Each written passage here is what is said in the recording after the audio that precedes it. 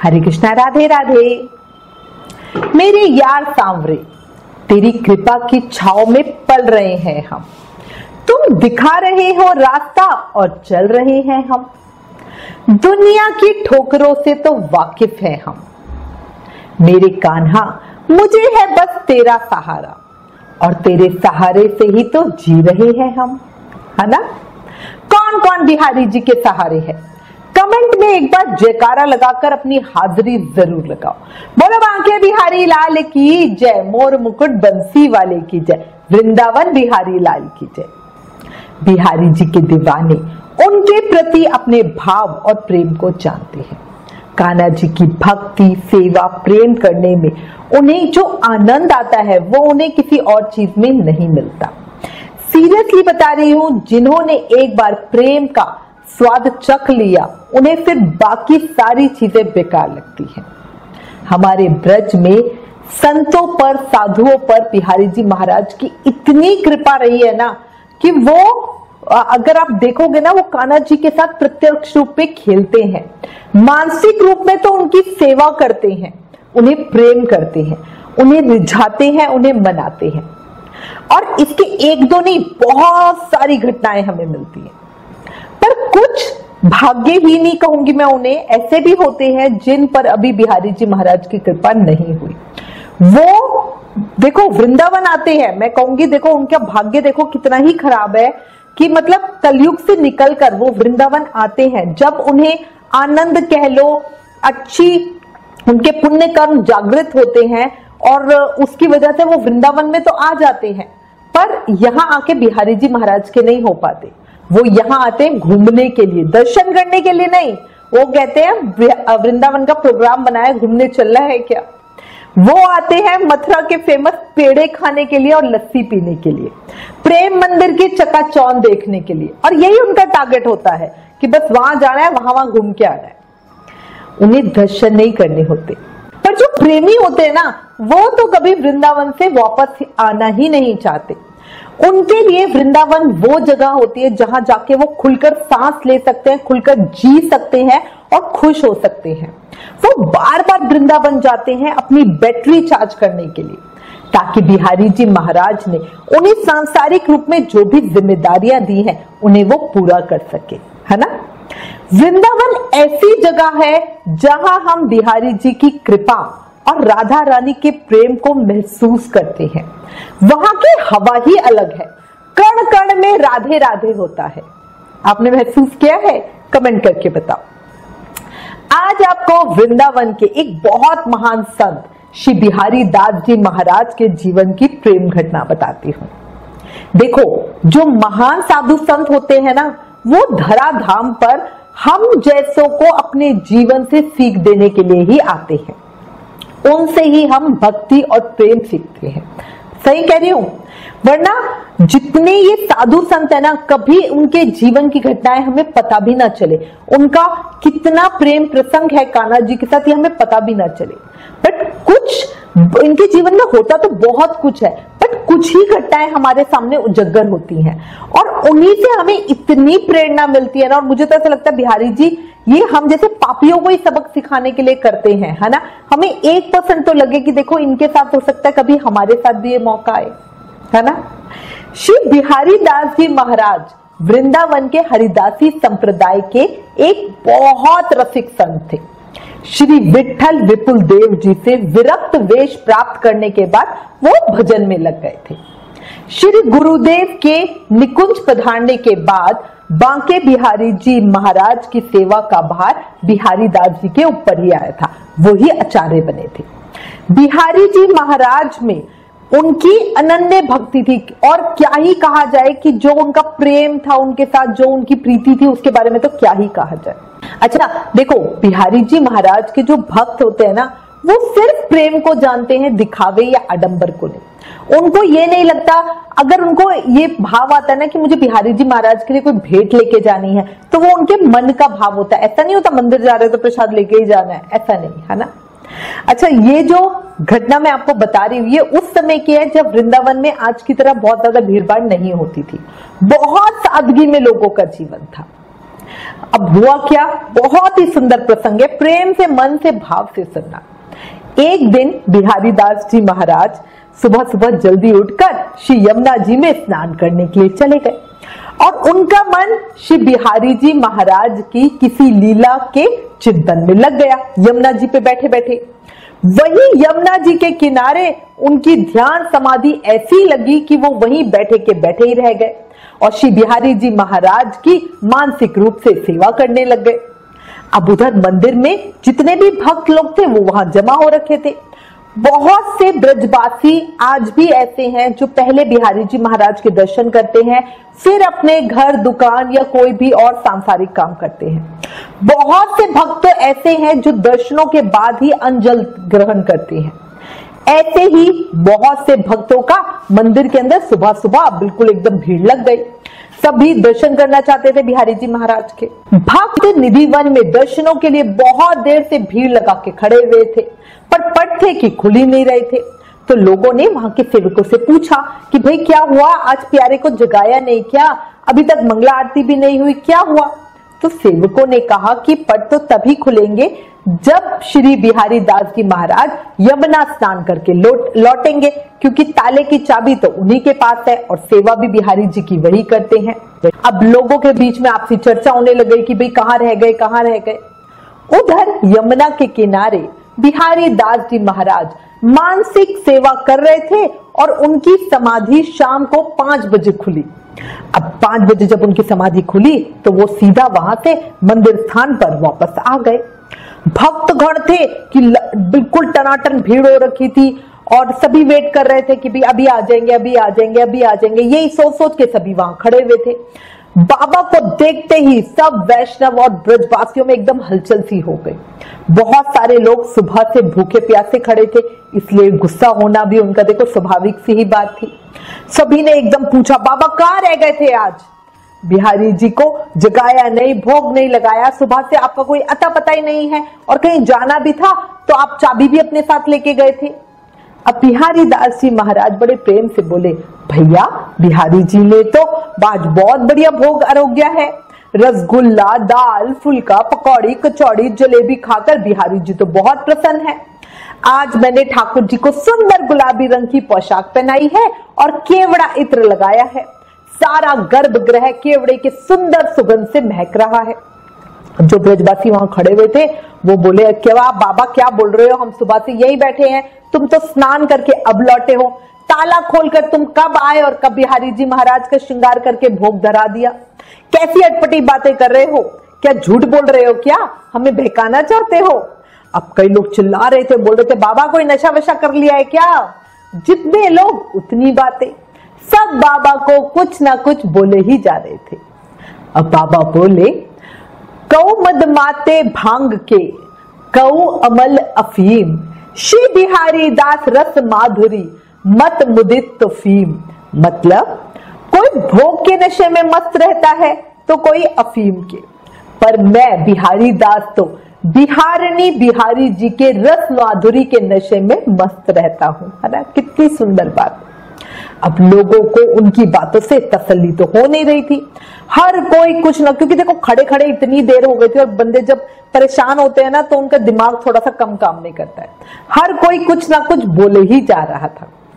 अब बिहारी दास जी महाराज सबके भीड़ के बीच में से आगे की तरफ आए और उनको अनसुनी करके आगे जाकर पट खोले तो सबने देखा, जैसे ही ताला खुला बिहारी जी महाराज ने सुंदर गुलाबी पोशाक पहन रही है, वो सुंदर सलोने सजे हुए खड़े हुए हैं।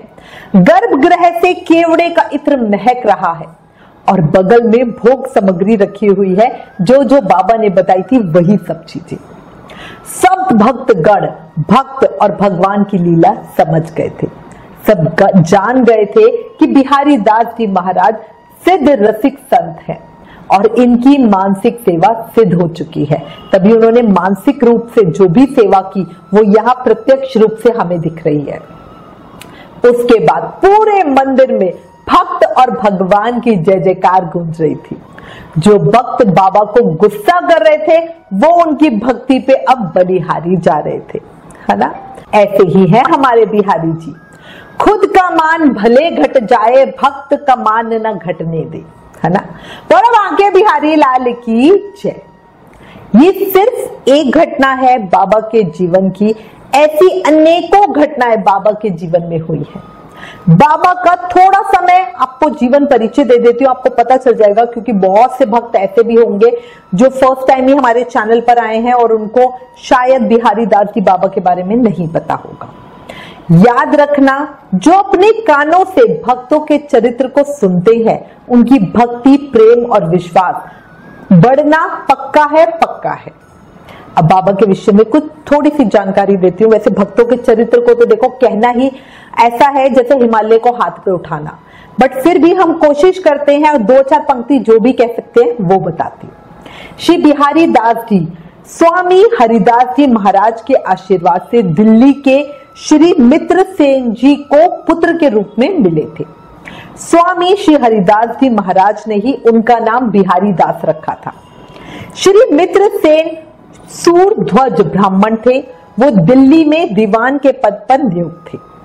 उनके निधन के बाद श्री बिहारी दास जी राज सेवा में नियुक्त हुए। उस समय मुस्लिम शासक गद्दी पर थे। अब उनके जीवन की भी एक बड़ी अच्छी घटना बताती हूँ। देखो, भक्त का भाव मजबूत होना चाहिए। ऐसा नहीं कि आज आपके पास समय है, हालात अच्छे हैं तो आप भक्ति कर रहे हो, माला कर रहे हो, कल समझो घर में गेस्ट अगर कुछ काम पड़ गया तो आप वो छोड़ दोगे। नहीं, कुछ भी हो जाए हमें अपना नियम नहीं छोड़ना। अच्छा, हुआ क्या, एक समय बादशाह ने सोचा कि भाई तिलक लगा के सारे हिंदू अलग दिखते हैं, मुस्लिम अलग दिखते हैं, अगर हिंदू तिलक नहीं लगाएंगे तो सब एक जैसे दिखेंगे, या और भी जो भी बादशाह की सोच रही हो, क्योंकि मुसलमानों की एक सोच अलग होती है।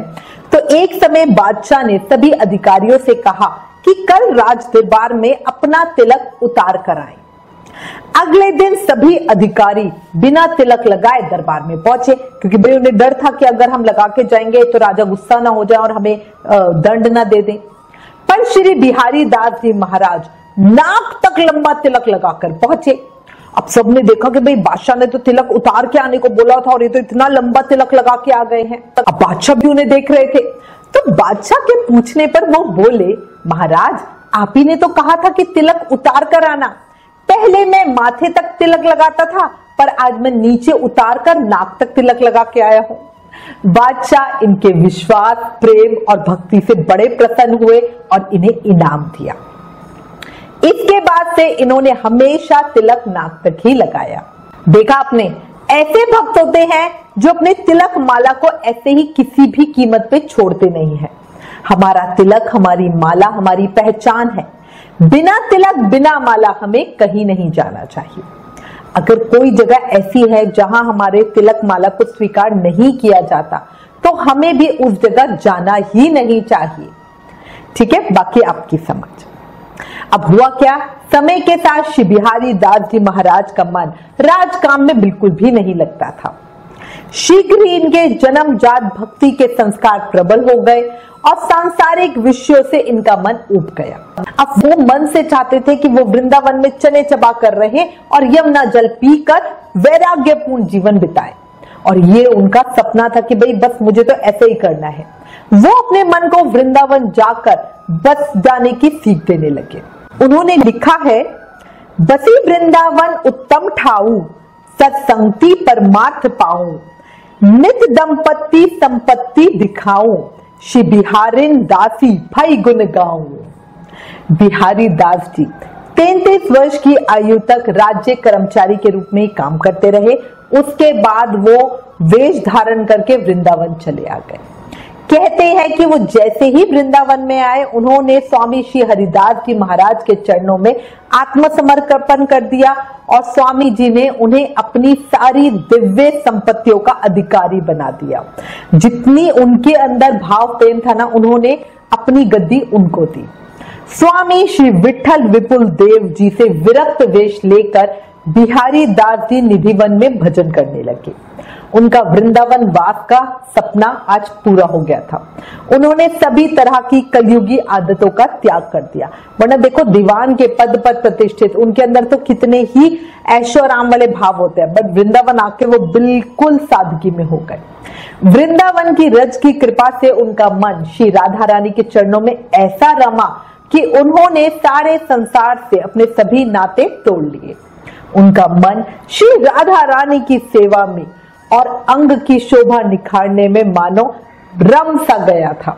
उन्होंने स्वयं लिखा है, मेरे विषय विसन वर वाम, तन गौरी मन भौरी नवल किशोरी राधा नाम, निस बारस जागत सोवत चितवत अंग अंग अभिराम, अंजन मंजन करत परम रुचि चौप चौगानी काम, ताकि हिलगी तजे मैं अपने कर्म धर्म धन धाम, देई पीठी सब जगते लागते पायो बन विश्राम। इसका मतलब है, जैसे ही उन्होंने जगत को पीठ दिखाकर वृंदावन वास करा, तन से गौरी और मन से अत्यंत भोरी नवल किशोरी श्री राधा जी की शरण ली, राधा नाम धारण किया, वैसे ही उनके मन में परम विश्राम हो गया। मतलब एक होता है जो हम रेस में भाग रहे हैं, उसका हमें ठहराव मिल गया।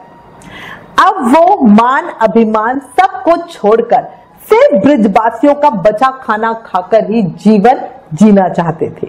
उन्होंने लिखा है, रुचि मोहे ब्रजवासिन के टूक, मतलब जो उनके बचे हुए नवाले होते हैं वही मैं खाना चाहता हूं। उन्होंने कई पदों में ब्रजधाम और ब्रजवासियों में अपनी अनन्य निष्ठा को व्यक्त किया है। एक पद में तो उन्होंने अपने आप को ब्रजवासियों का पालतू पिल्ला तक कहा है, हो ब्रजवासिन को पाल्यो पिल्ला। अब वो हमेशा नित्य विहार के चिंतन में डूबे रहते, शामा शाम की लीला माधुरी का रसपान करते, उनके गुणगान में ही मस्त रहते, आहार विहार भोजन स्नान आदि सब भूले रहते। अब उनके जीवन की एक बहुत प्रसिद्ध घटना बताती हूँ। एक बार क्या हुआ कि वो यमुना जी में स्नान करने के लिए गए और उनके मुंह में दातुन था, पर उस समय वो बिहारी जी महाराज की लीला में, उनके चिंतन में ऐसे डूबे कि वो 3 दिनों तक वहीं सड़क पर उसी अवस्था में खड़े रहे, मुंह में दातुन भिजे हुए, और एक ही पद का गान करते रहे और आनंद में भाव विभोर होते रहे। वो वहां खड़े खड़े बोल रहे थे, विहरत विहारी लाल श्री यमुना जी के तीर। मतलब युगल सरकार राधा और कृष्ण लीला प्रदर्शन कर रहे हैं और यमुना जी के किनारे विहार मतलब घूम रहे हैं, विचरण कर रहे हैं। कुछ दिनों के बाद स्वामी श्री हरिदास जी नित्य निकुंज में प्रवेश कर गए। श्री बिहारी जी महाराज के जाने के 7 दिन बाद श्री विठल विपुल देव जी भी नित्य निकुंज में प्रवेश कर गए, मतलब वो भी कान्हा जी के श्रीधाम में चले गए। उनके जाने के बाद श्री बिहारी दास जी महाराज संप्रदाय के आचार्य हुए। उनके ऊपर जिम्मेदारियां थी भक्ति और वैराग्यपूर्ण जीवन के चरण आदर्श की स्थापना करने की, साथ ही साधकों का पथ प्रदर्शन करना भी उन्हीं का काम था। श्री बिहारिन देव जी ने इस दायित्व को पूरी तरह से निभाया। श्री बिहारिन देव जी बहुत समय तक संप्रदाय के आचार्य रहे। उनके रस पदों को समझना किसी भी साधारण साधक की बुद्धि और दृष्टि में आसान है ही नहीं। किशोरी जी के चरणों में प्रेम होने के कारण वो बिहारी जी से सदा बेपरवाह रहते, और उन्होंने एक पद में इसका वर्णन भी किया है। क्या कहा है उन्होंने? किए रहे एंड बिहारी सो हम बेपरवाह बिहारिन के। मतलब वो जब राधा रानी के चरणों की शरण में है तो फिर उन्हें कान्हा का डर नहीं है। स्वामी श्री बिहारिन देव जी ने लगभग 1670 के आसपास नित्य निकुंज में प्रवेश किया। उनकी समाधि निधिवन में ही है। उनकी शिष्य परंपरा में स्वामी श्री नागरी दास जी और श्री सरस दास जी प्रधान शिष्य थे। ऐसे महान संत भक्त शिरोमणि जी को प्रेम से नमन। प्रेम से बोलो भक्त और भगवान की जय, श्री बिहारी दास जी महाराज की जय, श्री श्यामा श्याम की जय। ओ मेरे बिहारी जी, तेरे दीदार के लिए अब आंखें जरूरी ना रही, मेरी आंखों में नूर बन के तू समाया है। किसी को मंदिर में मिलता होगा तू, मगर मैंने तो तुझे अपने दिल में ही पाया है। बोलो बांके बिहारी लाल की जय। इसी के साथ मैं उम्मीद करती हूँ भक्तों के जीवन के प्रसंग से आपका मन बिहारी जी महाराज के श्री चरणों में समर्पित हुआ होगा। मन में बेचैनी बढ़ी होगी, कैसे कैसे भक्त हैं ये सोचकर शरीर में कंपन भी हो रहा होगा। अगर हाँ तो प्लीज इन वीडियोस को ज्यादा से ज्यादा शेयर करके भक्तों के पावन चरित्र का सब में प्रचार करो, भक्ति प्रेम का प्रसार करो, ये भी एक सेवा है। Please like share and subscribe. Thank you. Hare Krishna.